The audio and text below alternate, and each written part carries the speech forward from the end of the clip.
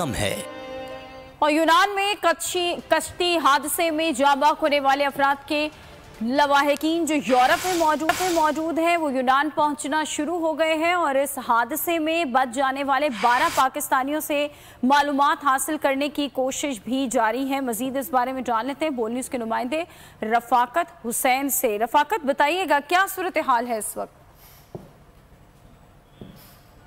हमारे पास जो इतलात आ रही है, बहुत सारी जो फैमिलीज़ हैं और लवाहिकीन हैं जो यूरोप में बसते हैं वो यूनान आ चुके हैं और वो कोशिश कर रहे हैं कि सफारतखाना के साथ रब्ता किया जाए और वहाँ पे जिस जगह पे वो हमारे 12 पाकिस्तानी जो भाई बच गए हैं उनके साथ रब्ता किया जा सके ताकि उनसे इंफॉर्मेशन कलेक्ट की जाए कि उनके साथ इस खतरनाक सफ़र में उनका कौन कौन हम सफ़र था।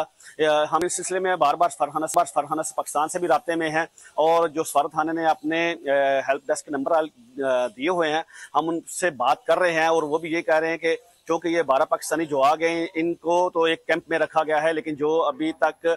मईतें 79 के करीब मिली हैं उनकी शनाख्त का अमल जो है यूनान हुकूमत ने शुरू कर दिया हुआ है। जैसे ही पाकिस्तानी इसी तरह से मिस्र, फ़लस्तीन और सीरिया से ताल्लुक़ रखने वाले लोग भी जो इस जहाज़ पे सवार थे उनके लवाहिकीन भी पहुँच रहे हैं और